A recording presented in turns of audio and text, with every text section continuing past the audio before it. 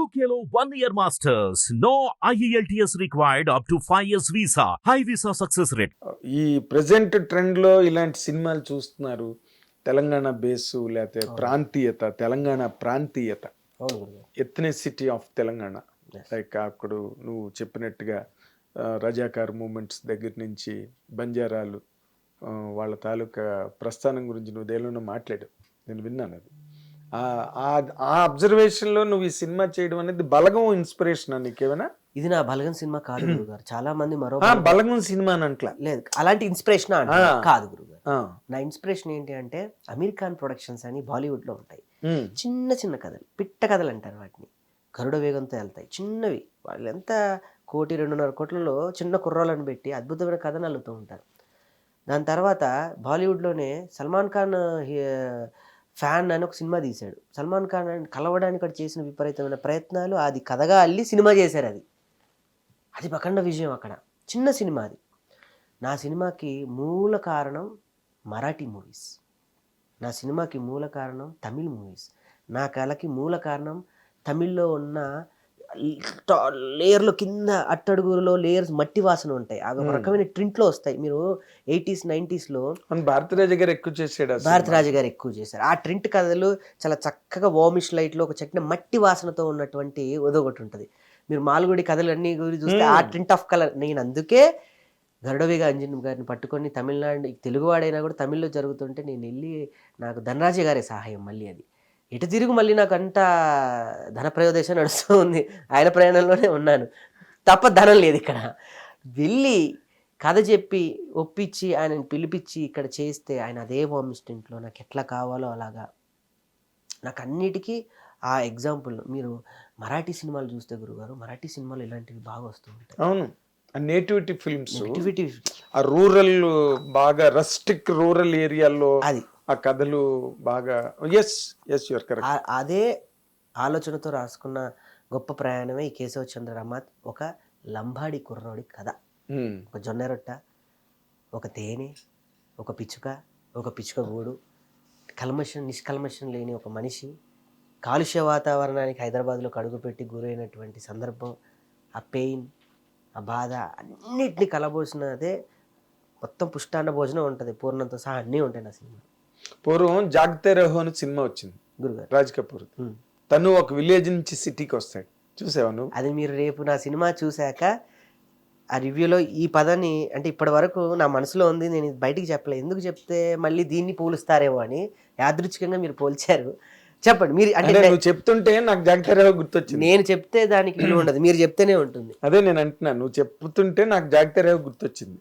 ఎందుకంటే Raj Kapoor is a simpleton, అంటే అమాయకుడు.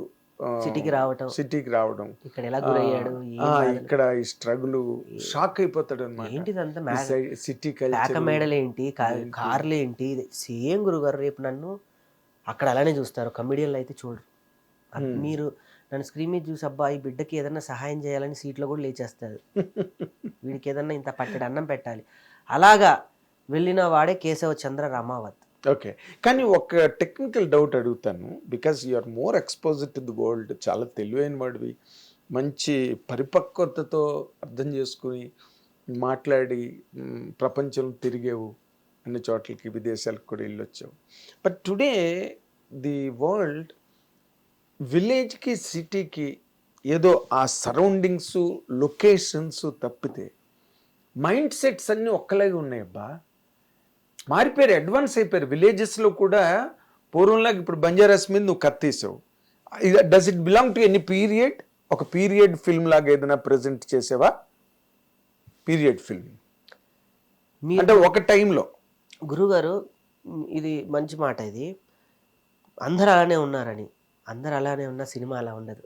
సినిమా మనిషిని మెలుకువలకి పిల్ల చేస్తుంది. సినిమా అనే అంటాం కదా, సినిమా మళ్ళీ గుర్తు చేస్తుంది మన పూర్వీకుల్ని. సినిమా మళ్ళీ మన యాసని, భాషని, సంస్కృతిని మళ్ళీ డెఫినెట్గా 100 సంవత్సరాలు అయినా సినిమాని క్రియేట్ చేస్తుంది. అది ప్రతి 10 సంవత్సరాలకో 30 సంవత్సరాలకో 100 ఏళ్ళకో చక్రం మారుతూ ఉంటుంది, ప్రపంచ చక్రం. అన్ని చక్రాలు మారిన సినిమా అని ఒక ట్రర్ అని తిరిగి ఒకటి ఉంటుంది, అది మారదు. అది మారదు. నా సినిమాలో నేను అదే చూపించా. పల్లె మారదు, మనం మార్చబడ్డాం. మార్పు తీసుకుని వచ్చేలా వాళ్ళ మీద మన యొక్క అధునాతనకరమైనటువంటి అభివృద్ధి పేరుతో మనం రుద్దబడ్డాం. అఫ్ కోర్స్ నువ్వు అన్నదాంతో నేను 100% ఏకీభవిస్తాను.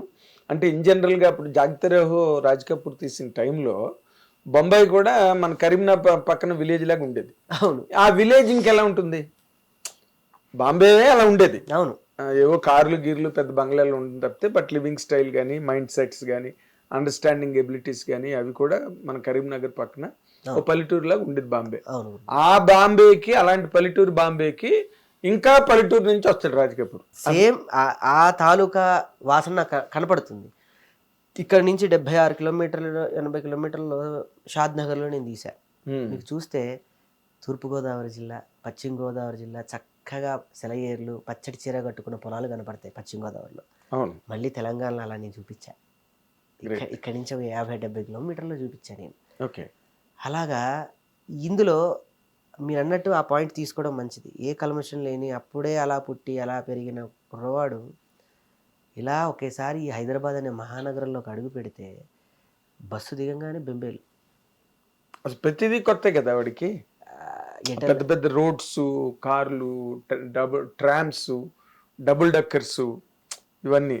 అంటే ఇప్పుడు నువ్వు అంత కాంట్రాస్ట్ చూపించడానికి అవకాశం దొరికిందా టెక్నికల్గా? దొరికింది గురుగారు నాకు. అందుకే గరుడవేగ అంజి గారు టెక్నికల్గా నేను డైరెక్షన్ చేద్దాం అనుకుని రాసుకున్న కథ ఇది. మరి ఎందుకు చేయలేదు నువ్వు? ఇవన్నీ మన డబ్బులు పెట్టాము, మనం ప్రొడక్షన్, ఒక ఆడపిల్ల వదిలేయలేము, అమ్మాయికి చూసుకోవాలి అనుకుంటే అందరికి అన్నం పెట్టాలి, భోజనం చేయాలి. ఈవినింగ్ ఒకప్పుడు చెక్కులు తీసుకోవడమే తెలుసు కానీ ఇవ్వడం తెలియదు. ఈవినింగ్ కూర్చోగానే బేటాలు అంటారు, అయ్య బాబాయ్ తీసుకో. మొత్తం మంచినీళ్ళు, సినిమా అంటే మంచినీళ్ళ ప్రయాణం మీద నోట్ల గట్ల వెళ్ళిపోతున్నట్టు ఈవినింగ్ కాగానే టేబుల్ వేసుకుని కూర్చొని అన్నీ వెళ్ళిపోతున్నాయి. మనకు తెలిసిన విద్య కాదు. బాగా చెప్పావు, చెక్కులు తీసుకోవడే కానీ ఇవ్వడం తెలియని ప్రయాణం. ఈవినింగ్ కాగానే సార్ బిల్ అంటారు. ఇదేంట్రా స్వామి, నేను ఎప్పుడు ఎరగనే ఇవన్నీ, మాకెందుకు వచ్చిన కష్టాలు, ఏంటి దిగాము. మరి నువ్వు తెచ్చుకొని కష్టాలు అంటారు వీటిని. కొనేం తెచ్చుకోలేదు గురు, ఖర్చు పెట్టి తెచ్చుకున్నాను. కానీ దాన్నే కొని తెచ్చుకోవడం. ఇప్పుడు నువ్వు అందరికి చెక్కులు అంటే కొనుక్కోవడమే కదా. అంతే, వాళ్ళ దగ్గర నుంచి వర్క్ కొనుక్కోవడం, వాళ్ళ మెరిట్ కొనుక్కోవడం, వాళ్ళ టాలెంట్ కొనుక్కొని తెచ్చుకున్నాను.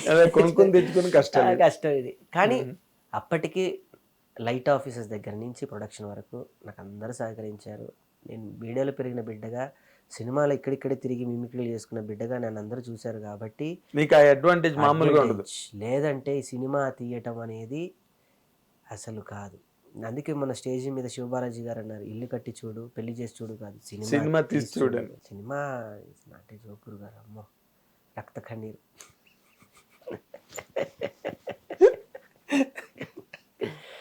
కాదు, నువ్వు బ్లడ్ డొనేషన్ చేసావు, రక్త కన్నీరు కాదు. బ్లడ్ డొనేషన్ చేసినా ఈ బ్లడ్ వేరే వాళ్ళ దగ్గరికి వెళ్తుంది. నా బ్లడ్ ఎవరికి డొనేషన్ చేశానో కూడా తెలియట్లేదు, బ్లడ్ మాత్రం లేదు ఇక్కడ. బట్ నీలో ఏంటంటే నువ్వేం కష్టాలు పడ్డావో, ఏ ఇబ్బందులు పడ్డావో అవన్నీ సినిమాలో తప్పదు. సినిమా అన్న తర్వాత 100% తప్పదు. మీరు హిట్ కొట్టినప్పుడు మళ్ళీ ప్రసూతి వైరాగ్యంలాగా అయిపోతుంది. మళ్ళీ నెక్స్ట్ పిక్చర్కి రెడీ అయిపోతావు నువ్వు. అర్థమైందా? ఇమ్మా డైరెక్షన్ కూడా అంటావా? అది అల్టిమేట్ గోల్ గురుగారు. అది అంతేనా? చెప్పినా ఇప్పుడు ప్రసూతి వైరాగ్యంలో అలాగే అనుకుంటుందంట ప్రతి స్త్రీ. ఈ పిండం గడిచి, ఈ పిండం బయటపడి చాలు, ఈ పిండం బయటపడి గండం గడిస్తే చాలు, మళ్ళీ భావమోహన్ చూడనంటదంట. అయ్యో శివ, తర్వాత మళ్ళీ యాదృచ్ఛికమే, మళ్ళీ మామూలు. దాన్ని ప్రసూతి వైరాగ్యం అంటారు. అందుకే అలాగే ఇప్పుడు నీకేంటంటే, ఇప్పుడు ఇది అయిపోగానే రేపు సూపర్ హిట్ అని టాక్ రాగానే, కేశవ్ చంద్ర రమావత్ సూపర్ హిట్ అని టాక్ రాగానే మన్నాడే నీకు చెక్కులు వస్తాయి. ఇప్పటి వరకు నువ్వు చెక్కులు ఇచ్చావు కదా, మళ్ళీ జబర్దస్త్ చెక్కుల కన్నా పెద్ద చెక్కులు వస్తాయి అన్నమాట. మీ ఆశీర్వాద బలం, మీ వాక్య బలం జరగాలి. ఇక్కడ అన్ని ఏవి కొత్త కాదు రాకేష్. ఈ ప్రపంచంలో అన్ని ఇటువంటి విచిత్రాలన్నీ సర్వసామాన్యం. వేణేంటి, మీ వేణు అంతే కదా, జబర్దస్త్ వేణు ఏంటి ఇప్పుడు ఈ రోజున నానే చేస్తానంటున్నాడు, నానే చేయడానికి సిద్ధపడ్డాడు. ఏంటి విచిత్రం చెప్పు? వేణు ఎవరికి తెలియని అబ్బాయి అంతే కదా. ఇప్పుడు నువ్వు వేణు మీ అందరూ ఆల్మోస్ట్ ఒకటే స్లాట్ కదా, ఒకటే వేదిక, ఒకటే ఫ్రీక్వెన్సీ. మాకన్నా సీనియర్స్, చాలా senior by default of seniority. ఇంకా అంతకన్నా ఇంకేం లేదు. బట్ మీ అందరికి ఉన్న పాపులారిటీ జబర్దస్త్ నుంచి వచ్చింది కాబట్టి